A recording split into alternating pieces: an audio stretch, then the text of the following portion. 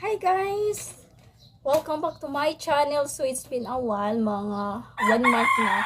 Hindi na ako nakapag-vlog, so I try to speak Tagalog today. So hopefully hindi ako mabulor or makalimutan. Or putol-putol yung pananalita ko. So, I'm just thinking, nag-iisip ako kung ano yung vlog ko. Hindi ako makapag-exit dahil may tindahan. And then busy yung sister ko. May pasok, then may school also. Trabaho. So, nag-iisip. So, I decided nga, dito na ako dirian na lang ako mag-vlog sa tindahan. So, nakikudigo. So, mali akong content karon. How do I meet my afam? Si Richard Ashby. So, anyway, so, mag-start na ta. So, before ko na Richard, ikaupat na ako si Richard.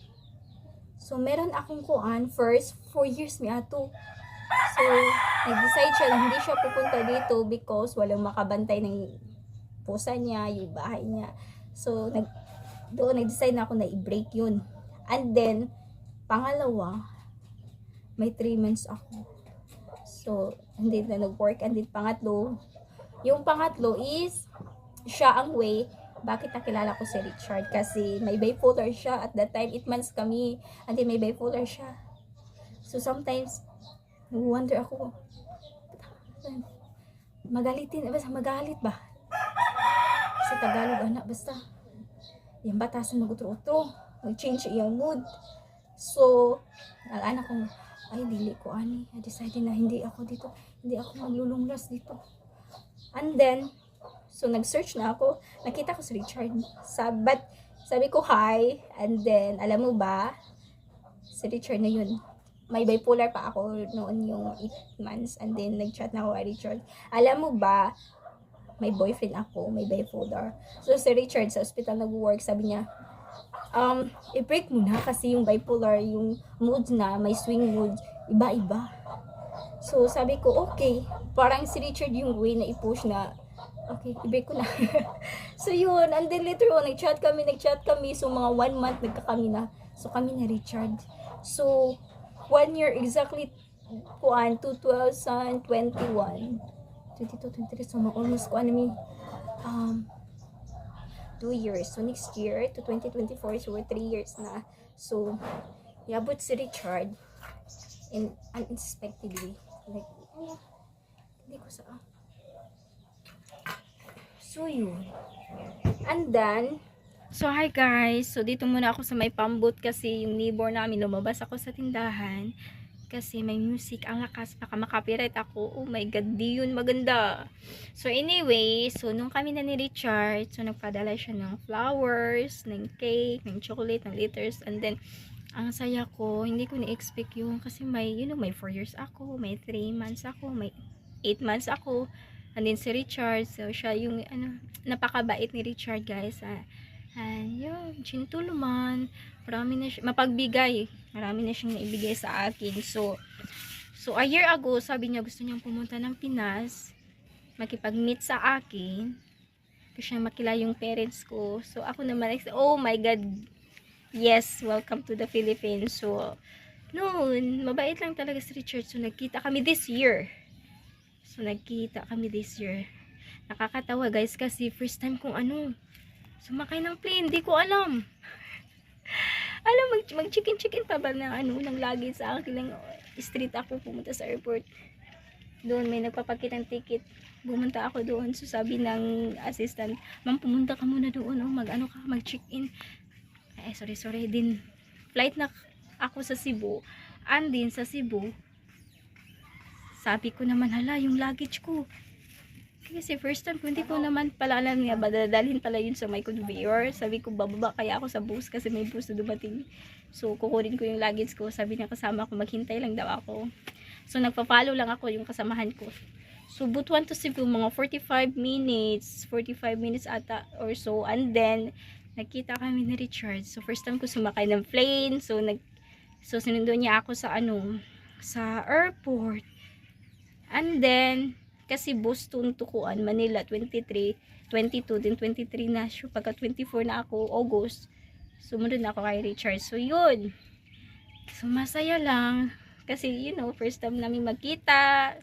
So, kasi chat lang, FaceTime lang, video call lang. So at least nakita na kami sa personal. So masaya ako, happy ako, at least, you know. So, yun yung mga dahilan kaya hindi ako nakapag-vlog. Kasi first time kong sumakay ng plane. And then, di ko pa alam yung pasikot-sikot, mag-check-in pala. So, bali, 3 days kami sa Cebu. After Cebu, sa Boracay, 5 days kami. Naabutan kami ng low pressure.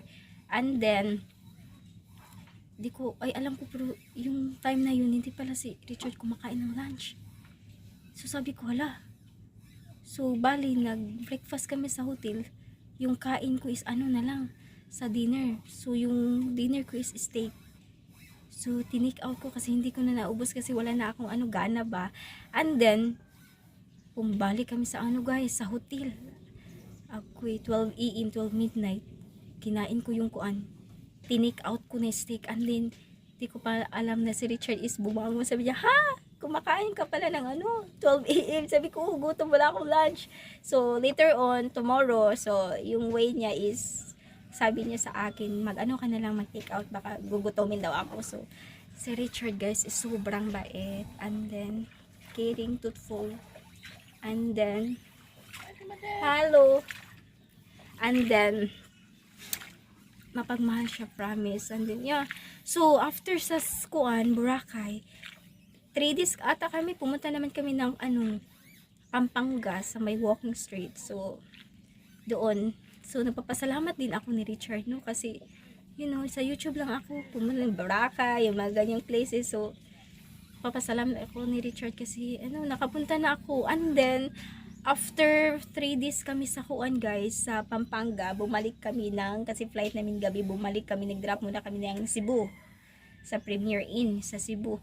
And then, kinabukasan, pumunta na kami ng, straight to Butuana. So, Cebu to Butuana. Then, nag-stay kami ng 1 night. And then, the day after tomorrow, kami, bumisita kami sa Lumbukan. So, dito kami sa may Lumbukan. So, yeah.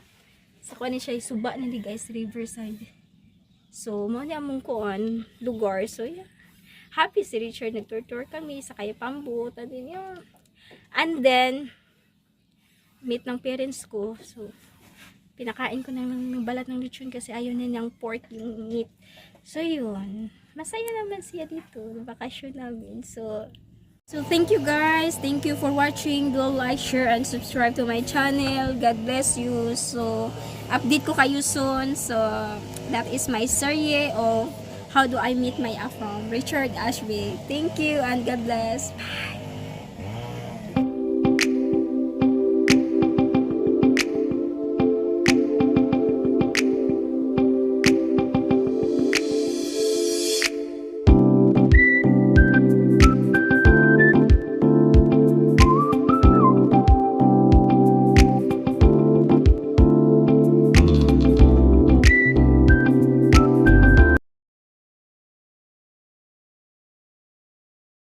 Hi guys!